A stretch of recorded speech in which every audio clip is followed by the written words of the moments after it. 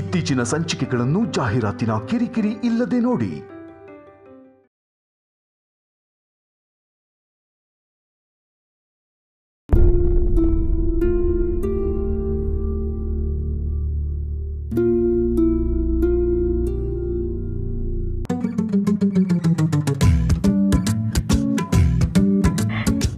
ಅಕ್ಕ ಹೋಗಿ ಮಾತಾಡಿ. ಇಲ್ಲ ಸರ್, ನೀನೇ ಫಸ್ಟ್ ಹೋಗಿ ಮಾತಾಡು. ನೀನು ಚಿಕ್ಕಳು, ಅದು ಅಲ್ಲದೆ ಈಚೆಗೆ ಇನ್ನು ಕ್ಯೂಟ್ ಸೊಸೆ. ಸೊ ಪ್ಲೀಸ್ ನೀನೇ ಫಸ್ಟ್ ಹೋಗಿ ಮಾತಾಡು. ಅಕ್ಕ ನೀವು ಕ್ಯೂಟ್ ಅಂತೀರಾ, ಅವರು ಔಟ್ ಅಂತಾರೆ. ಕನ್ಫ್ಯೂಷನ್ನೇ ಬೇಡ. ಬನ್ನಿ ಇಬ್ರು ಒಟ್ಟಿಗೆ ಹೋಗಿ ಮಾತಾಡೋಣ. ಬೈದ್ರೆ ಇಬ್ರು ಒಟ್ಟಿಗೆ ಬೈಸ್ಕೊಳ್ಳೋಣ.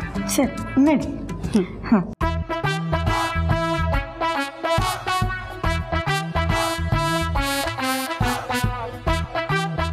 ಹೇಳು ಸರು. ಇದೇನಿದು ಬರೀ ಸರು ಅಂತಿದ್ದಾರೆ? ಲಕ್ಷ್ಮಿ ಅಕ್ಕ ಎಲ್ಲಿ?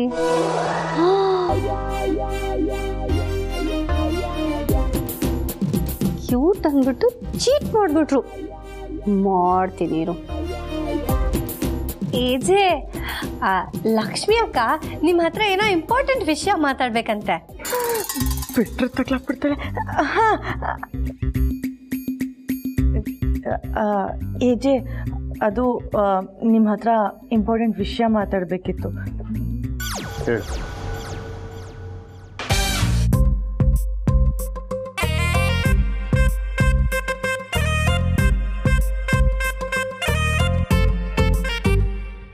ಏನಿದೆಲ್ಲ? ಈಚೆ ಇದೆಯಲ್ಲ, ಇದು ನನಗೆ ಪ್ರೈಮರಿ ಸ್ಕೂಲಲ್ಲಿ ಕಂಠಪಾಠ ಸ್ಪರ್ಧೆನಲ್ಲಿ ಸಿಕ್ಕಿದ್ದು. ನಾನು ಹೂವನು ಮಾರದ ಹೂವಾಡಗಿತ್ತಿ ಪದ್ಯನ ರಾಗವಾಗಿ ಹಾಡಿದ್ದೆ. ಈಚೆ ಇದೆಯಲ್ಲ, ಹೈಸ್ಕೂಲಲ್ಲಿ ಆನ್ಯುವಲ್ ಡೇ ಫಂಕ್ಷನ್ ಆರ್ಗನೈಸ್ ಮಾಡಿದ್ದಕ್ಕೆ ದ ಬೆಸ್ಟ್ ಆರ್ಗನೈಸರ್ ಅಂತ ಕೊಟ್ಟಿದ್ದು. ಕಂಗ್ರ್ಯಾಚುಲೇಷನ್ಸ್. ಏಜೆ ಇನ್ನೂ ಮಾತಾಡೋದಿದೆ. ಏಜೆ ಇದನ್ನ ನನ್ನ ಕಾಲೇಜಲ್ಲಿ ದ ಬೆಸ್ಟ್ ಸ್ಟೂಡೆಂಟ್ ಅಂತ ಕೊಟ್ಟಿದ್ದು. ಇದು ನನ್ನ ಕ್ಯಾಂಪಸ್ ಸೆಲೆಕ್ಷನ್ ಆಗಿ ಜಾಬ್ ಸೇರ್ಕೊಂಡಲ್ಲ, ಅವಾಗ ಬೆಸ್ಟ್ ಎಂಪ್ಲಾಯ್ ಅಂತ ಕೊಟ್ಟಿದ್ದು. ಹೀಗೆ ನೋಡ್ತಾ ಹೋದ್ರೆ ತುಂಬಾ ಇದೆ. ನಾವಿಬ್ರು ಹೇಗೆ ಅಂದ್ರೆ ಎಲೆ ಮೇರೆ ಕಾಯಿ ಅಂತಾರಲ್ಲ, ಆ ಥರ ಆಗ್ಬಿಟ್ಟಿದ್ದೀವಿ. ನಮಗೂ ಕೆಪಾಸಿಟಿ ಇದೆ, ಅದೇ ಪ್ರೂವ್ ಮಾಡ್ಕೊಳ್ಳೋಕೆ ಎಲ್ಲೂ ಚಾನ್ಸ್ ಸಿಗ್ತಿಲ್ಲ. ಅದಕ್ಕೆ ನೀವು ದುರ್ಗಾಕ್ಕನ್ಗೆ ಕೆಲವೊಂದು ಜವಾಬ್ದಾರಿಗಳನ್ನ ಕೊಟ್ಟಿದ್ದೀರಲ್ಲ, ಅದರಲ್ಲಿ ನಮಗೂ ಅರ್ಧ ಅರ್ಧ ಕೊಟ್ರೆ ನಾವು ದಿ ಬೆಸ್ಟ್ ಅನ್ನೋ ಹಾಗೆ ಕೆಲಸ ಮಾಡಿ ತೋರಿಸ್ತೀವಿ. ಏಜೆ ಮನೇಲಿ ಖಾಲಿ ಕೂತ್ರೆ ಬೋರ್ ಆಗತ್ತೆ. ಈ ಮನೆಗೋಸ್ಕರ ಏನೂ ಮಾಡ್ಲಿಲ್ವಲ್ಲ ಅಂತ ಗಿಲ್ಟ್ ಕಾಡತ್ತೆ. ಅದಕ್ಕೆ ನೀವು ಸ್ವಲ್ಪ ಮನ್ಸು ಮಾಡಿ ಜವಾಬ್ದಾರಿ ಕೊಟ್ರೆ ನೀವೇ ಕರೆದು ಬೆನ್ ತಟ್ಟಬೇಕು. ಕೆಲಸ ಮಾಡ್ತೀವಿ.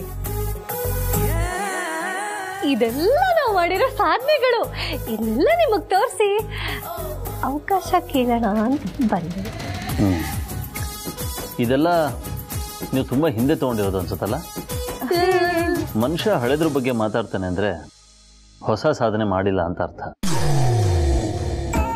ಹೊಸ ಸಾಧನೆ ಮಾಡಿಲ್ಲ ಅಂದರೆ ಸಿಕ್ಕಿರೋ ಅವಕಾಶನ ಸರಿಯಾಗಿ ಉಪಯೋಗಿಸ್ಕೊಂಡಿಲ್ಲ ಅಂತ ಅರ್ಥ.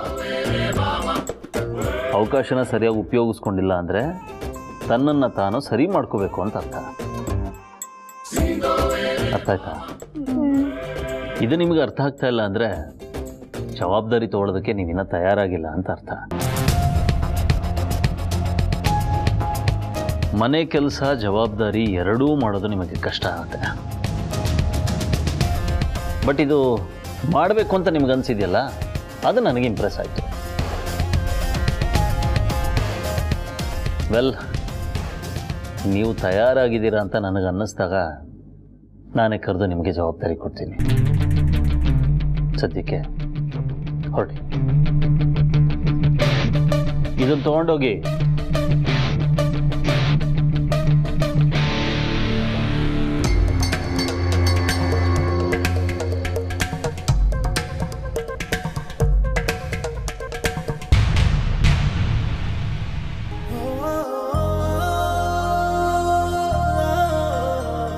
Z5 ಅಲ್ಲಿ ಪಾರು ಎಪಿಸೋಡ್ ಅಪ್ಲೋಡ್ ಮಾಡಿದಾರೆ ಅಂತ ನೋಡ್ಬೇಕು. ಆದಿ ಪಾರು ಜೋಡಿನ ನೋಡ್ಕೊಂಡು ಮಲ್ಕೊಂಡ್ರೆ ಒಳ್ಳೆ ನಿದ್ದೆ ಬರುತ್ತೆ. ಬೇರೆ ಜೋಡಿನ ನೋಡಿದ್ರೆ ನಿನಗೆ ನಿದ್ದೆ ಬರ್ಬೋದೇನೋ, ಆದರೆ ನಿಮ್ಮಿಬ್ಬರನ್ನ ನೋಡಿದ್ರೆ ನನಗೆ ನಿದ್ದೆ ಬರ್ತಾ ಇಲ್ಲ.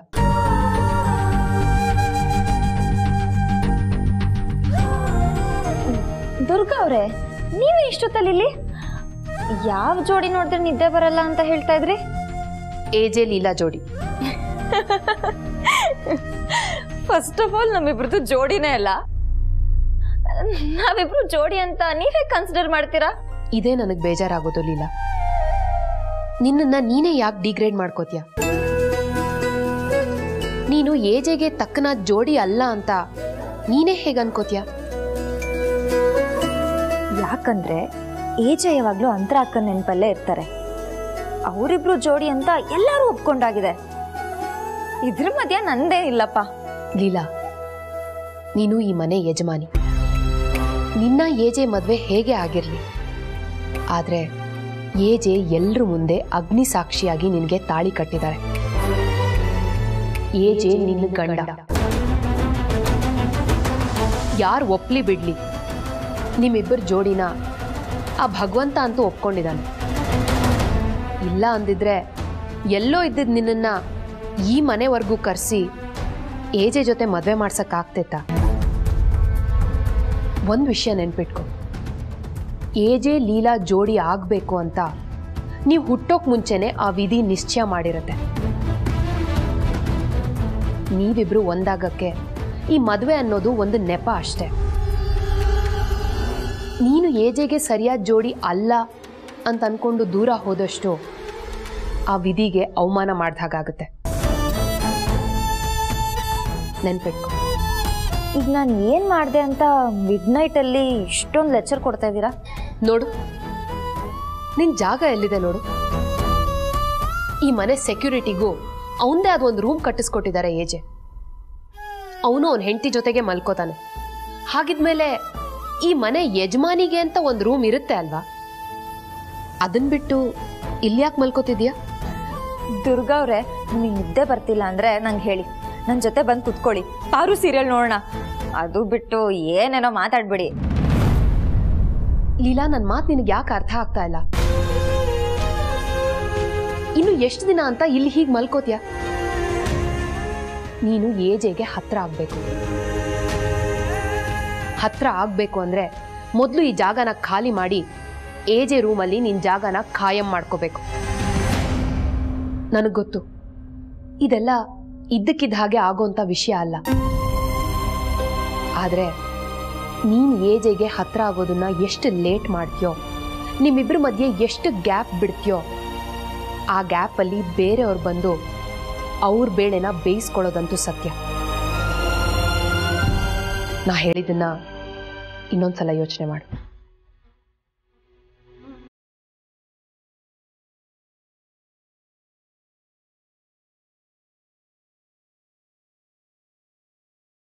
ಅಜ್ಜಿ ಈ ತರ ಮಾತಾಡ್ತಿದ್ರು, ಈಗ ದುರ್ಗಾ ಅವರು ಆ ಲಿಸ್ಟಿಗೆ ಸೇರ್ಕೊಂಡ್ಬಿಟ್ರು.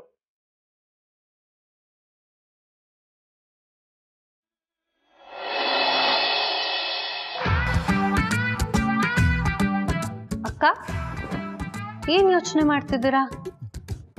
ಅಲ್ಲ, ನಾವು ಅಷ್ಟೆಲ್ಲ ಪ್ಲಾನ್ ಮಾಡ್ಕೊಂಡು ಹೋದ್ರು ಏಜೆ ನಮಗೆ ಜವಾಬ್ದಾರಿ ಕೊಡ್ಲಿಲ್ಲ ಅಂತ ಯೋಚನೆ ಮಾಡ್ತಾ ಇದ್ದೀನಿ. ಅಯ್ಯೋ, ಏನಕ್ಕ ನೀವು ಖುಷಿ ಪಡೋ ವಿಷಯಕ್ಕೆ ಯೋಚನೆ ಮಾಡ್ಕೊಂಡು ಕೂತಿದ್ದೀರಾ? ಈಗ ಏಜೆ ನಮ್ಗೇನಾದ್ರೂ ಬೈದು ನೀವು ಕೆಲ್ಸಕ್ಕೆ ಬಾರ್ದಿರೋರು, ನೀವು ವೇಸ್ಟ್ ಫೆಲೋಗಳು, ನೀವು ಯೂಸ್ಲೆಸ್ಗಳು ಅಂತ ಅಂದಿದ್ರೆ ಯೋಚನೆ ಮಾಡಬೇಕಿತ್ತು. ಆದರೆ ಏಜೆ ಏನಂದ್ರು? ನಿಮಗೆ ಜವಾಬ್ದಾರಿ ತಗೊಳ್ಳೋಷ್ಟು ಮೆಚುರಿಟಿ ಇಲ್ಲ, ಆದರೆ ನೀವು ಕೆಲಸ ಮಾಡ್ತೀನಿ ಅಂದಿದ್ದು ನನ್ಗೆ ಇಂಪ್ರೆಸ್ ಆಯ್ತು ಅಂದ್ರು. ಕರೆಕ್ಟ್. ಅದ್ರ ಅರ್ಥ ಏನ್ ಹೇಳಿ? ಏಜೆ ನಮ್ಮಿಬ್ರ ಬಗ್ಗೆ ಇಂಪ್ರೆಸ್ ಆಗಿದ್ದಾರೆ ಅಂತ. ಸೊ ಏಜೆ ನಮ್ಮ ಬಗ್ಗೆ ಇಂಪ್ರೆಸ್ ಆಗಿರೋದ್ರಿಂದ ನಾವು ಅವರಿಗೆ ಹತ್ರ ಆಗಿದ್ದೀವಿ ಅಂತ. ಕರೆಕ್ಟ್ ಅಲ್ವಾ? ಇದನ್ನೇ ನಿಧಾನಕ್ಕೆ ಬಿಲ್ಡ್ ಮಾಡಿ ಮಾಡಿ ಮಾಡಿ ಈ ಮನೆಗೆ ಸುತ್ಕೊಂಡಿರೋ ಆ ದರಿದ್ರ ಲೀಲಾನ ಮೊದಲು ಹೊರಗೆ ಹಾಕ್ಲೇಬೇಕು. ಹೌದಕ್ಕ, ನಾವ್ ಈ ಹಿಂದೆ ಎಷ್ಟು ಟ್ರೈ ಮಾಡಿದ್ರು ಆ ಲೀಲಾನ ಮನೆಯಿಂದ ಆಚೆ ಹಾಕೋದಕ್ಕೆ ಆಗ್ಲೇ ಇಲ್ಲ. ಆದರೆ ಈ ಸಲ ನಾವಿಬ್ರು ಪ್ಲ್ಯಾನ್ ಮಾಡಿ ಅವಳನ್ನ ಬರೀ ಮನೆಯಿಂದ ಹೊರಗೆ ಹಾಕೋದಲ್ಲ, ಏಜೆ ಲೈಫಿಂದಾನೆ ಕಿತ್ತು ಬಿಸಾಕ್ಬೇಕು.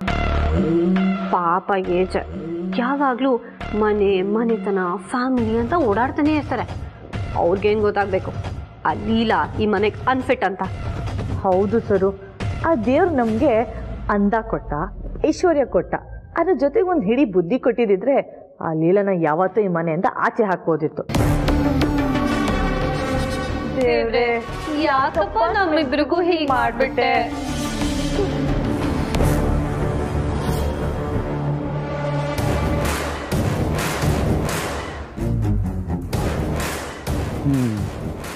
ಲೀಲಾಗೆ ಈ ಮನೆಯಲ್ಲಿ ಆಪೋಸಿಷನ್ ಟೀಮ್ ಇದೆ, ಅದು ಖುಷಿ ಪಡೋ ವಿಚಾರನೇ. ಅದು ಅಲ್ಲದೆ ಈ ಲಕ್ಷ್ಮಿ ಸರುಗೆ ಮೊದಲೇ ತಲೆಯಲ್ಲಿ ಬುದ್ಧಿ ಇಲ್ಲ. ಇದನ್ನು ನಾನು ಯೂಸ್ ಮಾಡಿಕೊಂಡು ಲೀಲಾನ ಬಗ್ಗಿಸ್ಬೇಕು. ಆವಾಗಲೇ ನಾನು ಸಾಕ್ಷಿ ಕಂಡುಹಿಡಿಯೋದಕ್ಕೆ ಸಾಧ್ಯ. ಎಸ್, ಇಷ್ಟು ದಿನ ನಾನು ಬೇರೆ ದಿಕ್ಕಲ್ಲೇ ಹೋಗ್ತಾ ಇದ್ದೆ. ಇದೇ ಮನೇಲಿದ್ದು ಈ ಮನೆ ಜನ ಹೇಗೆ ಯೋಚನೆ ಮಾಡ್ತಾರೆ ಅಂತ ತಿಳ್ಕೊಂಡಿದ್ದಿದ್ರೆ ಇಷ್ಟು ದಿನ ನನ್ನ ಟೈಮ್ ವೇಸ್ಟ್ ಆಗ್ತಾನೆ ಇರಲಿಲ್ಲ. ಈಗಲೂ ಕಾಲ ಮಿಂಚಿಲ್ಲ ವಿಕ್ರಮ್, ಬಿಡಬೇಡ. ನಾನು ಎಕ್ಸ್ಪೆಕ್ಟ್ ಮಾಡ್ದೇ ಒಳ್ಳೆ ಅವಕಾಶ ಸಿಕ್ಕಿದೆ, ಅದನ್ನು ಸರಿಯಾಗಿ ಯೂಸ್ ಮಾಡ್ಕೊ.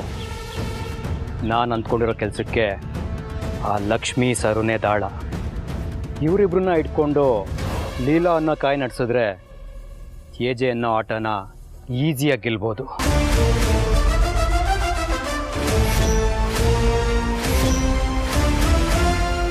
ಚುಕ್ಕಿ, ಸಂಸಾರ ಅಂದಮೇಲೆ ಅದೆಲ್ಲ ಇದ್ದಿದ್ದೆ ಕಣೆ. ಎಷ್ಟು ಜಗಳಗಳಾಗುತ್ತೆ ಅನ್ನೋದು ದೊಡ್ಡದಲ್ಲ. ಎಷ್ಟೇ ದೊಡ್ಡ ಜಗಳ ಆದ್ರೂ ನಾವೆಲ್ಲ ಹೇಗಿರ್ತೀವಿ, ಎಷ್ಟು ಅನ್ಯೋನ್ಯವಾಗಿರ್ತೀವಿ ಅನ್ನೋದು ತುಂಬಾ ಮುಖ್ಯ ಆಗತ್ತೆ. ಅಕ್ಕ, ಅವತ್ತು ಅಷ್ಟೊಂದು ಗಲಾಟೆ ಆಗಿತ್ತಲ್ಲ, ಈಗ ಮನೇಲೆಲ್ಲ ಓಕೆನಾ? ಯಾವ ಪ್ರಾಬ್ಲಮೂ ಇಲ್ಲ. ನನ್ನ ಮತ್ತೆ ಏಜೆ ಮಧ್ಯ ಸಣ್ಣ ಪುಟ್ಟ ಜಗಳ ಆಗ್ತಾನೆ ಇರುತ್ತೆ. ಆದ್ರೂ ಅದನ್ನೆಲ್ಲ ಮರೆತು ನಾವೆಷ್ಟು ಚೆನ್ನಾಗಿರ್ತೀವಿ ಗೊತ್ತಾ? ಇದನ್ನೇ ತಾನೆ ಲವ್ ಅನ್ನೋದು. ಹಾಗಿದ್ರೆ ನೀವಿಬ್ರು ಲವ್ ಸ್ಟೋರಿ ಎಲ್ಲಿವರೆಗೂ ಬಂತು ಹೇಳೆ? ಅದನ್ನೇನ್ ಕೇಳ್ತೀಯ ನೀನು? ಅಯ್ಯೋ, ಹೇಳಕ್ಕೇನು ಇಲ್ವೇ ಇಲ್ವಲ್ಲ. ಹಾ, ಅಂತರ ಅಕ್ಕ ಮತ್ತೆ ಏಜೆ ಲವ್ ಸ್ಟೋರಿನೇ ಹೇಳ್ಬಿಡ್ತೀನಿ. ಚುಕ್ಕಿ, ನಿಮ್ ಭಾವ ಅಂತೂ ಒಂದು ನಿಮಿಷ ನನ್ ಬಿಟ್ಟು ಇರೋದೇ ಇಲ್ಲ ಕಣೆ. ಬೆಳಿಗ್ಗೆ ಎದ್ದ ತಕ್ಷಣ ಅಂಗೈ ನೋಡ್ಕೋತಿದ್ದವರು ಇವಾಗ ಅದೇ ಅಂಗೈನಿಂದ ನನ್ ಕೆನ್ನೆ ಹಿಡ್ಕೋತಾರೆ, ನನ್ ಮುಖನೇ ನೋಡ್ತಾರೆ. ಎಷ್ಟು ಚೆನ್ನಾಗಿರುತ್ತೆ ಗೊತ್ತಾ? ವಾವ್, ನಿಜಾನಾ ಅಕ್ಕ? ಸುಳ್ಳು ಹೇಳಕ್ಕೆ ನಾನು ನಿನ್ ಸ್ಕೂಲ್ ಟೀಚರೇನೆ, ನಿಜಾನೇ ಹೇಳ್ತಿದ್ದೀನಿ. ನಿಮ್ ಭಾವ ಒಂದ್ ನಿಮಿಷನೂ ನನ್ ಬಿಟ್ಟಿರಲ್ಲ ಕಣೆ. ಆಕ್ಚುಲಿ ನಾನು ಈ ವಿಷಯನ ಯಾರಿಗೂ ಹೇಳ್ಬಾರ್ದು, ಆದ್ರೆ ನನ್ನ ಮುದ್ದಿನ ತಂಗಿ ಅಲ್ವಾ, ನಿಂಗೆ ಹೇಳ್ತಿದ್ ಕೇಳು. ನಿಮ್ ಭಾವ ಯಾವಾಗ್ಲೂ ಪೇಮೆಂಟ್ ಯಾವಾಗ ಕೊಡ್ತೀಯಾ, ಪೇಮೆಂಟ್ ಕೊಡು ಅಂತ ನಾನು ಕಾಡ್ತಾನೆ ಇರ್ತಾರೆ ಕಣೆ.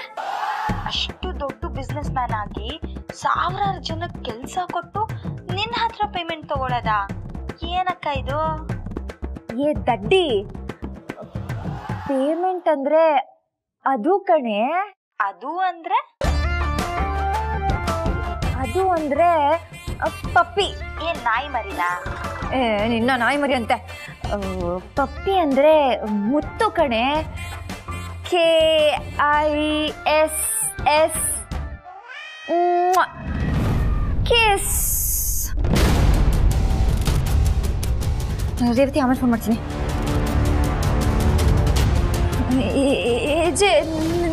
ನೀವ್ ಯಾವಾಗ ಬಂದ್ರಿ? ನೀನೇನೋ ಮಾತಾಡ್ತಾ ಇತ್ತಲ್ಲ, ಆಗ್ಲೇ ಬಂದೆ. ನಾನಾ? ಅಯ್ಯೋ ಲೀಲಾ, ಸ್ಪೆಲ್ಲಿಂಗ್ ಸಮೇತ ಹೇಳಿ ತಗ್ಲಾಕೊಂಡ್ಬಿಟ್ಟಿಯಲ್ಲೇ. ಅದು ನಾನು ಮಿಸ್ ಅಂತ ಹೇಳ್ತಾ ಇದ್ದೆ ಏಜೆ. KISS ಅಂದರೆ ಮಿಸ್ ಅಂತ ನಿಮ್ಮ ಮಿಸ್ ಹೇಳ್ಕೊಟ್ಟಿದ್ದಾರಾ?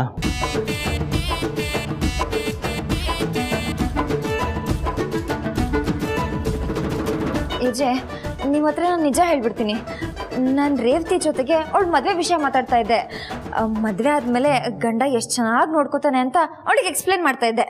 ಅವಳಿನ್ನೂ ಚಿಕ್ಕವಳಲ್ವಾ, ನಾನೇ ಹೇಳ್ಕೊಡ್ಬೇಕು ಅಲ್ವಾ? ನೀನು ಹೇಳ್ಕೊಡೋಷ್ಟು ದೊಡ್ಡವಳಾಗಿದೆಯಾ? ನಂಗೆ ಮದುವೆ ಆಗಿದೆ, ಎಕ್ಸ್ಪೀರಿಯನ್ಸ್ ಇದೆ, ಅದಕ್ಕೆ ಹೇಳ್ತಾ ಇದ್ದೆ. ನೋಡು ರೇವತಿ, ಪ್ರತಿಯೊಬ್ಬರ ಲೈಫಲ್ಲೂ ಒಂದು ಕತೆ ಇರುತ್ತೆ. ಮದ್ವೆ ಆದ ತಕ್ಷಣ ಆ ಕತೆ ಬದಲಾಗತ್ತೆ ಅಂತ ತಿಳ್ಕೊಬಾರ್ದು. ಲೈಫಲ್ಲಿ ಒಬ್ಬ ಒಳ್ಳೆ ಗಂಡ ಎಂಟ್ರಿ ಆದ ತಕ್ಷಣ ಆ ಕತೆ ಪ್ರೇಮ ಕಥೆಯಾಗಿ ಬದಲಾಗತ್ತೆ. ಅವ್ರಿಲ್ದೆ ಜಗತ್ತೇ ಇಲ್ಲ, ಅವರೇ ನಮ್ ಜಗತ್ತು ಅಂತ ಅನ್ಸಕ್ ಸ್ಟಾರ್ಟ್ ಆಗತ್ತೆ. ನಾವು ಮದ್ವೆಗೂ ಮುಂಚೆ ಖುಷಿಯಾಗಿ ಇರ್ತೀವಿ, ಆದ್ರೆ ಗಂಡ ಸಿಕ್ಕ ಮೇಲೆ ಅವ್ರ ಕಿರುಬೆರಳ ಹಿಡ್ಕೊಂಡು ಊರೆಲ್ಲ ಸುತ್ತಾಡೋದು, ಅವ್ರ ಜೊತೆ ಊಟ ಮಾಡೋದು, ಅವ್ರ ಜೊತೆ ಹರಟೆ ಹೊಡಿಯೋದು, ಒಬ್ರ ಕಾಲೊಬ್ರು ಎಳಿತಾ ನಗ್ತಾ ಇರೋದು. ನಾವ್ ಅತ್ತಾಗ ನಮ್ಮನ್ನ ಮುದ್ದು ಮಗು ತರ ಸಮಾಧಾನ ಮಾಡೋದು, ನಾವ್ ಸಮಾಧಾನ ಆಗದೆ ಇದ್ದಾಗ ನಮ್ಗೆ ಪ್ರೀತಿಯಾಗಿ ಬಂದು ಗಟ್ಟಿಯಾಗಿ ಹಾಕ್ಕೊಡೋದು. ಜೀವನ ಪೂರ್ತಿ ಈ ನೆಮ್ಮದಿಯಲ್ಲಿ ಬದುಕ್ತಿರ್ತೀವಲ್ಲ, ಆ ಪ್ರೊಸೆಸ್ ಅಲ್ಲಿ ಈ ಚಿಕ್ಕ ಚಿಕ್ಕ ಮೂಮೆಂಟ್ಸ್ ನ ಎಂಜಾಯ್ ಮಾಡ್ತೀವಲ್ಲ, ಅವಾಗ್ಲೇ ಮದ್ವೆಗೆ ಒಂದು ಅರ್ಥ ಸಿಗೋದು. ನಿನ್ ಲೈಫಲ್ಲೂ ಒಬ್ಬ ಒಳ್ಳೆ ಹುಡುಗ ಸಿಗ್ತಾನೆ ಅಂತ ರೇವತಿಗೆ ಹೇಳ್ತಾ ಇದ್ದೆ. ನಾನು ಇಷ್ಟೆಲ್ಲ ಹೇಳಿದ್ನಲ್ಲ, ಈ ತರ ನಡ್ಕೊಳ್ಳೋ ಒಬ್ಬ ಒಳ್ಳೆ ಗಂಡ ಸಿಕ್ಕಿದ್ರೆ ಇದೆಲ್ಲ ಸಾಧ್ಯ. ನಿನ್ ಲೈಫಲ್ಲೂ ಒಬ್ಬ ಒಳ್ಳೆ ಹುಡುಗ ಸಿಗ್ತಾನೆ ಅಂತ ಹೇಳ್ತಾ ಇದ್ದೆ ಏಜೆ. ಅಷ್ಟರಲ್ಲಿ ನೀವು ಬಂದ್ಬಿಟ್ರಿ. ನಾನು ಗಾಬರಿಯಿಂದ ಮಿಸ್ ಅಂದೆ.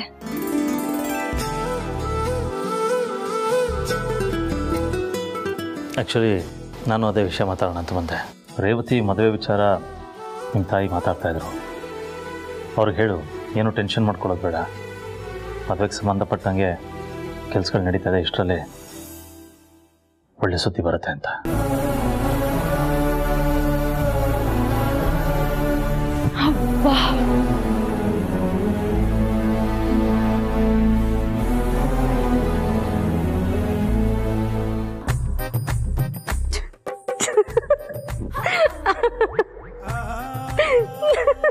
ಸರು, ಯಾಕಂಗ್ ನಿಲ್ತಿದ್ಯಾ?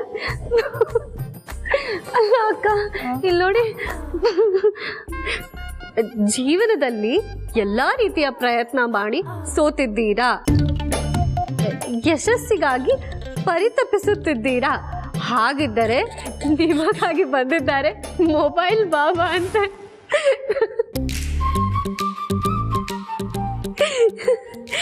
ಇವ್ರ ಹೆಸರು ಕೇಳಿ ನೀವು ಅನ್ಕೊಂಡಿದ್ದೆಲ್ಲ ಆಗತ್ತೆ.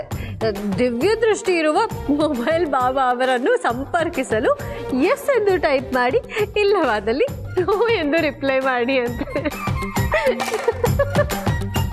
ಯಾರು ಸರ್ ಇವರೆಲ್ಲ? ನಿಜವಾದ ಬಾಬಾಗಳ ಹೆಸರು ಹೇಳ್ಕೊಂಡು ಅವ್ರುಗಳ ಮರ್ಯಾದೆ ತೆಗಿಯಕ್ಕೆ ಅಂತಾನೆ ಬಂದಿರ್ತಾರೆ ಅಲ್ವಾ ಅಕ್ಕ? ಇಂಥವೆಲ್ಲ 1000 ಬರುತ್ತೆ, 1000 ಹೋಗುತ್ತೆ. ಮೊಬೈಲ್ ಬಾಬಾ ಅಂತ ಅನ್ಕೊಂಡು ನಾವೇನಾರು ಅನ್ಕೊಂಡ್ಬಿಟ್ರೆ ಅದಾಗ್ಬಿಡತ್ತಾ? ಆಗಲ್ಲ. ಕರೆಕ್ಟ್.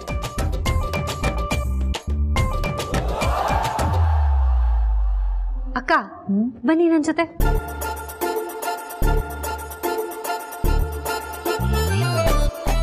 ಅಲ್ಲಿ ನೋಡಿ, ಈಗ ಅಲ್ಲಿ ಆ ಎಡವಟ್ಟು ನಡ್ಕೊಂಡು ಹೋಗ್ತಾ ಇದ್ದಾಳಲ್ವಾ, ಅವಳು ರಪ್ ಅಂತ ಬಿದ್ದೋಗ್ಲಿ ಅಂತ ಅನ್ಕೋತೀನಿ. ಆಗತ್ತಾ? ಚಾನ್ಸೇ ಇಲ್ಲ. ಅದೇ ಮತ್ತೆ.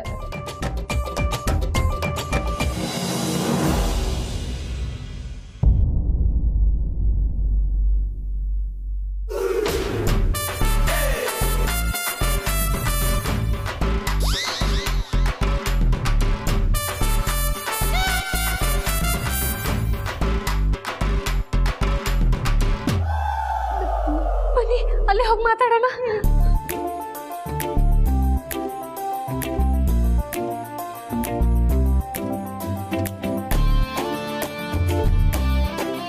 ಅಕ್ಕ, ಏನಕ್ಕ ಇದು? ನಮ್ಮ ಕಣ್ಣನ್ನ ನಾವೇ ನಂಬಕ್ಕಾಗ್ತಿಲ್ಲ. ಸರು, ನಾವಾಗಲೇ ಏನು ಮಾತಾಡ್ಕೋತಿದ್ವಿ ಹೇಳು? ದೇವ್ರು ನಮಗೆಲ್ಲ ಕೊಟ್ಟು ಬುದ್ಧಿ ಕೊಡಲಿಲ್ಲ ಅಂತ. ಅದಕ್ಕೆ ದೇವ್ರೀಗ ನಮಗೊಂದು ಅವಕಾಶ ಕೊಟ್ಟಿದ್ದಾನೆ ಅನ್ಸುತ್ತೆ. ಸರು, ಆ ಮೆಸೇಜಲ್ಲಿ ಏನಿದೆ ಅಂತ ಹೇಳಿದೆ ನೀನು? ಮೊಬೈಲ್ ಬಾಬಾನ ನೆನೆಸ್ಕೊಂಡು ಏನೇ ಅನ್ಕೊಂಡ್ರು ಆ ಕೆಲಸ ಆಗತ್ತೆ ಅಂತ ತಾನೆ. ಸೊ ದೇವ್ರು ನಮ್ಮ ಜೊತೆ ಇದ್ದಾನೆ. ಹೌದಕ್ಕ, ಇಷ್ಟು ದಿನ ದುರ್ಗಾ ಅಕ್ಕನ ಜೊತೆನಲ್ಲಿ ಸೇರ್ಕೊಂಡು ನಾನು ನೀವು ಇಬ್ರು ವಿಲನ್ ಆಗ್ಬಿಟ್ಟಿದ್ದೀವೇನೋ ಅನ್ನಿಸ್ತಾ ಇತ್ತು. ಆದ್ರೆ ನಾವಿಬ್ರು ವಿಲನ್ ಅಲ್ಲ ಅಕ್ಕ, ತಬ್ಬಲಿ ಕೂಸ್ಗಳು. ಅದಕ್ಕೆ ಆ ದೇವ್ರೇ ಬಂದಿದ್ದಾನೆ. ಇನ್ನು ತಡ ಮಾಡೋದು ಬೇಡ, ಈ ನಂಬರ್ಗೆ ಕಾಲ್ ಮಾಡೋಣ ಅಂತೀರಾ? ಈಗಲೇ ಡಯಲ್ ಮಾಡು. ಎಂಥ ಓಪನಿಂಗ್ ಅಲ್ವಾ ಸರು ಅಲ್ವಾ? ಮಕ್ಕಳೇ, ನೀವು ನಿಮ್ಮ ಮನೆಯಲ್ಲಿರುವ ಒಬ್ಬರ ಮೇಲೆ ಸೇಡು ತೀರಿಸಿಕೊಳ್ಳಲು ಕಾಯುತ್ತಿರುವಿರಿ ಅಲ್ಲವೇ? ಗೊತ್ತು, ನಮಗೆಲ್ಲವೂ ತಿಳಿದಿದೆ. ಬಾಬಾ ಸಾರಿ, ನಾವಿಬ್ರು ನಿಮ್ಮ ಬಗ್ಗೆ ತಪ್ಪಾಗಿ ಮಾತಾಡ್ಬಿಟ್ವಿ. ಆದರೆ ನೀವು ತಕ್ಷಣನೇ ಲೀಲಾನ್ ಬೀಳಿಸಿ ನಮ್ಮ ಕಣ್ಣು ತೆರೆಸ್ಬಿಟ್ರಿ. ಮುಚ್ಚಿರೋ ಕಣ್ಗಳನ್ನ ತೆಗ್ಸೋದಷ್ಟೇ ನಮ್ಮ ಕೆಲಸ, ಮಿಕ್ಕಿದ್ದೆಲ್ಲ ಆ ಭಗವಂತಂಗೆ ಬಿಟ್ಟಿದ್ದು. ಅಯ್ಯೋ ಬಾಬಾ, ನಮ್ಮ ಪಾಲಿಗೆ ಈಗ ನೀವೇ ದೇವ್ರು. ದೊಡ್ಡ ಮಾತು, ತುಂಬಾ ದೊಡ್ಡ ಮಾತು. ಹೇಳಿ ಬಾಬಾ, ನಮ್ಮ ಮನೇಲಿರೋ ಆ ಎಡವಟ್ ಲೀಲಾಗೆ ನಾವು ದೊಡ್ಡ ಪನಿಷ್ಮೆಂಟ್ ಕೊಡಬೇಕು. ಪಾಪ ನಮ್ಮ ಏಜೆ, ಅವ್ರಿಗೆ ಅವಳ ಲಾಯಕ ಜೋಡಿನೇ ಅಲ್ಲ. ನಾವು ಏನೇನೋ ಟ್ರೈ ಮಾಡಿದ್ವಿ, ಏಜೆ ಲೈಫಿಂದ ಅವಳನ್ನ ದೂರ ಮಾಡೋದಕ್ಕೆ ಆಗ್ತಿಲ್ಲ. ಅದಕ್ಕೆ ಅವಳೇನಾದರೂ ಏಜೆ ಲೈಫಿಂದ ದೂರ ಹೋದರೆ ನಾವೇ ನಮ್ಮ ಏಜೆಗೆ ಈ ಮನೇನ, ನಮ್ಮನ್ನ, ಏಜೆನ ಎಲ್ಲರನ್ನೂ ಚೆನ್ನಾಗಿ ನೋಡ್ಕೊಳ್ಳೋ ಅಂತ ಹುಡುಗಿನ ತಂದು ಮದುವೆ ಮಾಡಬೇಕು ಅಂತಿದ್ದೀವಿ. ಒಲೆಯ ಮೇಲೆ ಹಾಲಿಟ್ಟ ತಕ್ಷಣ ಅದು ಕುದಿಯೋದಿಲ್ಲ, ಅದಕ್ಕೂ ಸಮಯ ಕೊಡಬೇಕಲ್ವ ಮಕ್ಕಳೇ? ಎಲ್ಲವೂ ಆಗುತ್ತದೆ. ಈಗ ನನ್ನಿಂದ ನಿಮಗೇನಾಗಬೇಕು? ಆ ಲೀಲಂಗೆ ಚೆನ್ನಾಗಿ ಪನಿಷ್ಮೆಂಟ್ ಕೊಡಬೇಕು. ಈ ಮನೆ ಸಹವಾಸ ಸಾಕಪ್ಪ ನನಗೆ ಅಂತ ಈ ಮನೆಯಿಂದ ಜಾಗ ಖಾಲಿ ಮಾಡಬೇಕು ಅಂತ ಐಡಿಯಾ ಏನಾದ್ರು ಇದ್ರೆ ಹೇಳಿ ಬಾಬಾ. ನಾನು ಮತ್ತೊಮ್ಮೆ ನಿಮಗೆ ಕರೆ ಮಾಡುವವರೆಗೂ ಕಾಯುತ್ತಾ ಇರಿ. ಆದರೆ ಈ ವಿಷಯ ನಮ್ಮಲ್ಲಿ ಮಾತ್ರ ಇರಬೇಕು, ನೆನಪಿರಲಿ. ಇಷ್ಟು ಹೇಳಿದ್ರಲ್ಲ, ಸಾಕು ಬಿಡಿ ಬಾಬಾ. ಇನ್ನು ನಮ್ಮಿಬ್ರು ಕುತ್ತಿಗೆ ಕೊಯ್ದ್ರು ನಾವು ಯಾರ ಹತ್ರನೂ ಏನೂ ಹೇಳೋದಿಲ್ಲ. ಶುಭಮಸ್ತು.